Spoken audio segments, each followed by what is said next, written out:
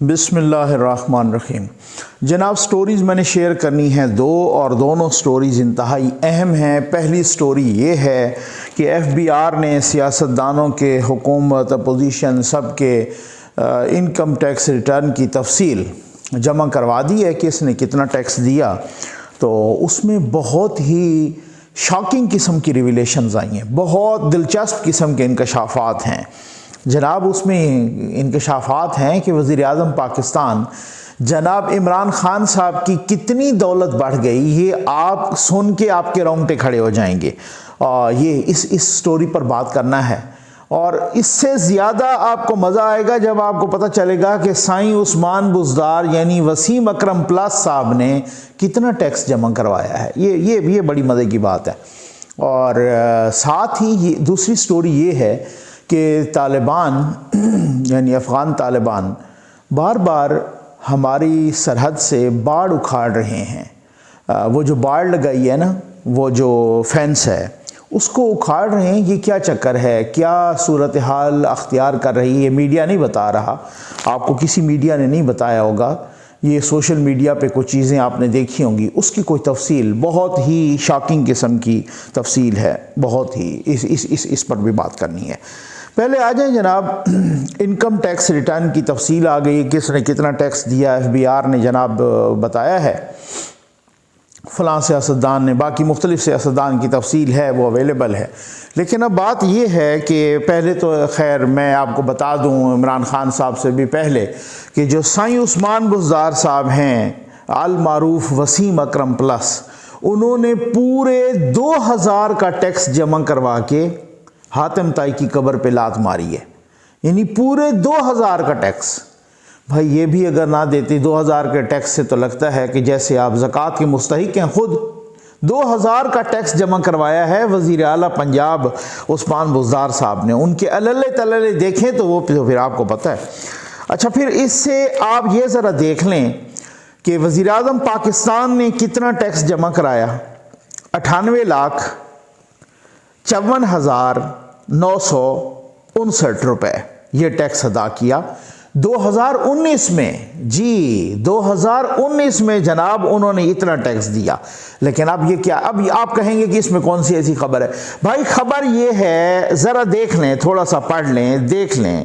وزیر اعظم پاکستان جناب عمران خان صاحب، اس وقت وہ وزیر اعظم نہیں تھے، 2017 میں انہوں نے ٹیکس دیا 1 لاکھ، ذرا سنیے گا، فگر آپ نے ذہن میں رکھنے ہیں، بھولنے نہیں ہیں۔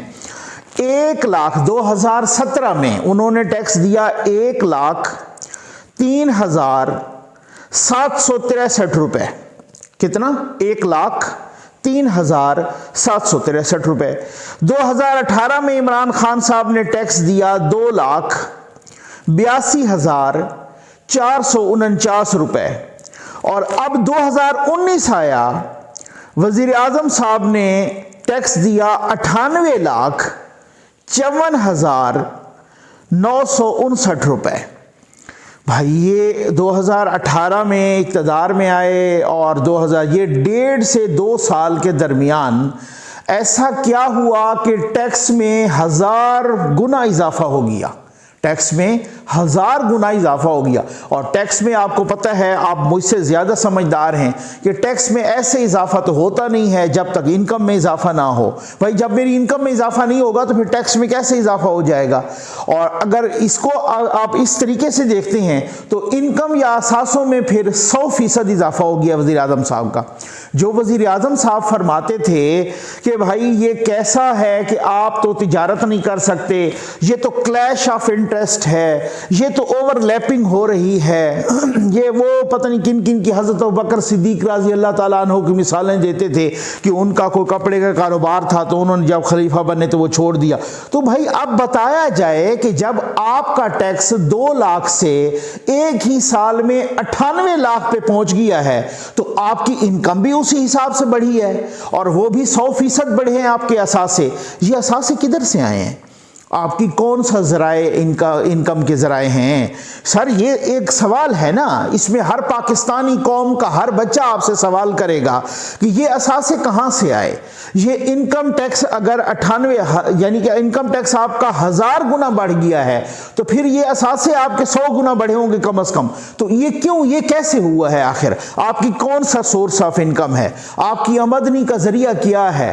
آپ کہاں سے کماتے ہیں کہ آپ نے اتنے بڑے اثاثے بنا لیے؟ اچھا کچھ لوگ کہتے ہیں اب یہ بتانا پڑے گا نا، اب یہ بتانا کیا آپ میں یہ سوال ہے کہ کیا آپ نے کوئی اس طرح کا بزنس کیا ہے، کوئی آپ نے یہ جو پراپرٹی کا کاروبار ہے ریئل اسٹیٹ کا، اس میں کوئی انویسٹ کیا ہے یا کسی سے انویسٹ کرایا ہے یا کوئی اس طرح کا چکر ہوا ہے؟ یہ سوال ہے نا سر. اور دوسری بات یہ ہے کہ اپنا FBR کے رولز کے مطابق پچھلے سالوں کے بھی آپ انکم ٹیکس ریٹرن جو ہے نا وہ داخل کر سکتے ہیں. چلے یہ تو ہے، اچھی بات ہے اگر آپ نے داخل کیے، لیکن پھر اگر آپ نے اب وہ انکم ٹیکس ریٹرن داخل کیے ہیں تو پھر آپ اس کا مطلب تو پکا یہ ہوا کہ آپ نے پہلے اثاثے چھپائے تھے، اسی وجہ سے تو آپ ٹیکس کم دے رہے تھے نا آپ نے. اب یہاں حالت تو یہ ہے کہ فاروق حبیب صاحب جیسے جو وہ بول رہے تھے کہ پتہ نہیں، مجھے تو نہیں پتا،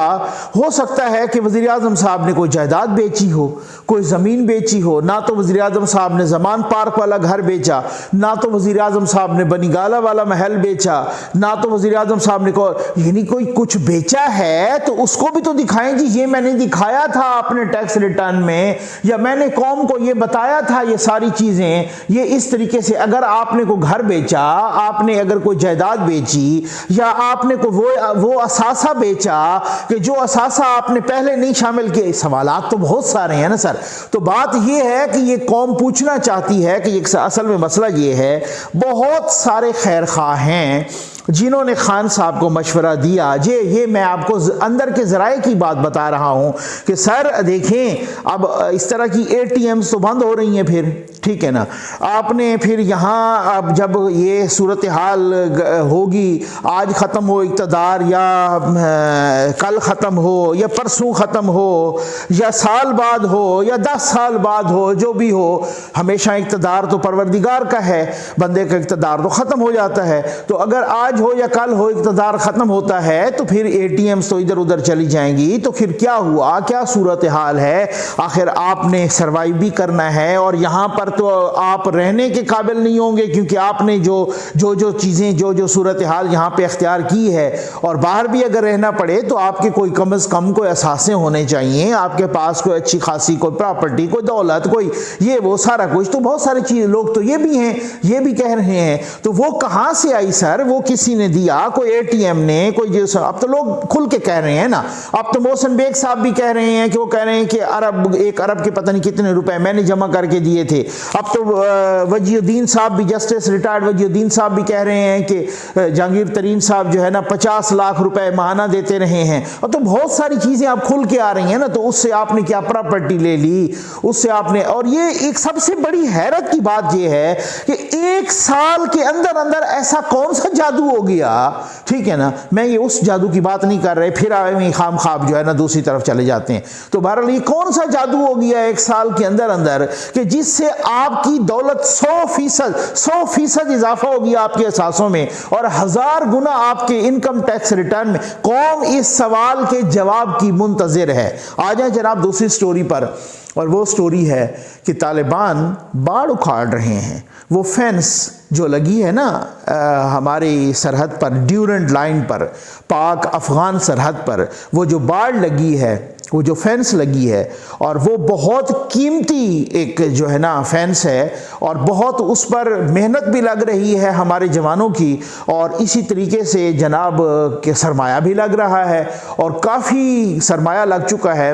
مجھے ایک دفعہ یاد ہے شہباز شریف صاحب ایک انٹرویو میں بات کر رہے تھے کہ جی میں نے غالباً جنرل رحیل شریف صاحب کا کہا یا جنرل باجوہ صاحب کا، کیونکہ یہ فینس بہت پرانی لگ رہی ہے، تو وہ انہوں نے کہا کہ ہم نے اپنا حصہ یہ دیا تھا کہ جی پنجاب کا بھی یہ حصہ شامل کریں اس میں جو آپ باڑ لگا رہے ہیں وہاں پر، تو اسی طریقے سے پتہ نہیں اس پہ کروڑوں اربوں لگے ہیں، تو وہ اس حوالے سے وہ جو فینس اب افغان طالبان اکھاڑ کے جا رہے ہیں، وہ ٹرکوں میں بھر بھر کے جا رہے ہیں جناب، اور وہ ساتھ مختلف ویڈیوز آ رہی ہیں نا سوشل میڈیا پہ، گالیاں بھی دے رہے ہیں اور ساتھ ماشاءاللہ بھی کہہ رہے ہیں، اور اس طریقے سے وہ اکھاڑ رہے ہیں، اور وہ خیر یہ تو بہت پرانی بات ہے نا، اب یہ چاہے وہ ان کی اشرف غنی صاحب کی حکومت ہو، اس سے پہلے چاہے وہ حامد کرزئی صاحب کی حکومت ہو، کسی اور کی حکومت ہو، اس سے پہلے وہ طالبان کی حکومت ہو، تو ملا عمر صاحب کے بھی ایسے بیانات کچھ ہیں جو سوشل میڈیا پہ میں نے دیکھے کہ وہ بھی نہیں مانتے اس سرحد کو، ڈیورنڈ لائن کو، یہ وہ والا سلسلہ نہیں ہے۔ اب تو ایک فرسٹریشن بھی ہے نا۔ اچھا میں نے کچھ غیر سیاسی لوگوں سے، کنٹرول ٹاور کے کچھ ذمہ داران سے بھی بات کی، میں نے کہا جی یہ کیا چکر ہے، تو وہ تو خیر کہہ رہے تھے کہ یہ نچلی لیول پہ ہے، لیکن اب مجھے لگ رہا ہے کہ یہ نچلی لیول پہ نہیں، کیونکہ جب شاہ محمود قریشی صاحب نے بھی کہا ہے کہ ہم نے اوپر کی لیول پہ بھی بات کی ہے اس طریقے سے، اگر یہ کوئی لوکل قیادت کی، طالبان کی کوئی لوکل قیادت یا کوئی چند لوگوں کی طرف سے ہوتا تو پھر تو، اور یہ ایک دفعہ نہیں ہوا، یہ متعدد بار ہوا ہے۔ یہ کون سی وہ فرسٹریشن ہے؟ میں نے کچھ اور لوگوں سے پتہ کیا، میں نے کہا یار یہ کیا وجہ کیا ہے، اس کا کیا صورتحال ہے، ایسا کیوں کر رہے ہیں؟ وہ کہتے ہیں جناب کہ وہ اس لیے کر رہے ہیں کہ وہ کہتے ہیں کہ آپ ہمیں تسلیم کریں، اب پاکستان تسلیم کرنے کی اس وقت ان کو پوزیشن میں نہیں ہے۔ اس کی وجہ یہ ہے کہ پاکستان اپنے آپ کو الوف نہیں کر سکتا، پاکستان اپنے آپ کو اکیلا نہیں کر سکتا، پاکستان اپنے آپ کو دنیا سے کاٹ کے نہیں رہ سکتا، دنیا سے وہ سارا ناطہ رشتہ کاٹ لے کہ وہ جناب پھر اس کے بعد اس پر پابندیاں لگ جائیں۔ ابھی نہ چائنا نے ان کو ایکسیپٹ کیا، نہ وہ جو پہلے جب سعودیہ نے ایکسیپٹ کیا تھا، یو اے ای نے کر لیا تھا، پھر ہم نے بھی کر لیا تھا، اب تو کسی ایک نے بھی، تو پاکستان گلوبل ولیج میں رہتا ہے، پاکستان کسی غار میں نہیں رہتا کہ وہ خود اپنے سے فیصلہ کر کے کسی ایک حکومت کو اس طریقے سے، تو میں اب اس کو کیا کہیں گے؟ آپ اس کو مبارکباد کہیں گے؟ اب آپ اس کو کیا کہیں گے؟ میں ان کو کیا کہوں کہ جو بھنگڑے ڈال رہے تھے، جو بڑے جناب مالشیا پالشیا ویلاگ کر رہے تھے، انہوں نے کہا جیسے طالبان آ گئے ہیں، جیسے کوئی ہماری تقدیر سنورنے لگی ہے، ٹھیک ہے نا؟ تو اب اس کے بعد یہ ہوا، یہ صورتحال کہ وہ ہماری باڑ اکھاڑ رہے ہیں۔ اب تو کسی دوست نے مجھے کہا کہ ملا عمر صاحب کے بیٹے کی کوئی اس طرح کی ویڈیو ہے، وہ نو ڈاؤٹ میں نے نہیں سنی، لیکن مجھے بڑے ایک قابل اعتماد دوست نے بتایا، اور وہ تو بہت خطرناک باتیں کر رہے ہیں، اور وہ کہہ رہے ہیں کہ باڑ اکھاڑ کے آؤ اور چند پاکستانی فوجیوں کو بھی مار کے آؤ میری طرف۔ تو یہ اگر یہ سچ ہے اور ایسی ہی صورتحال ہے تو پھر تو بہت ہی خطرناک صورتحال ہے نا۔ پھر تو وہی والی بات ہے کہ جو کہتے تھے کہ ڈیورنڈ لائن کو ہم نہیں مانتے پہلے والے، تو پھر یہ بھی نہیں مانتے۔ پھر وہی والی بات ہے کہ اب ٹی ٹی پی سے بھی انہوں نے، خود سلیم صافی صاحب سے بھی میں نے سنا ہے، جن کو بڑی کمانڈ بھی ہے اس موضوع پر، تو وہ بھی کہتے ہیں کہ انہوں نے ٹی ٹی پی پر بھی تو اپنا کو اثر رسوخ استعمال نہیں کیا نا۔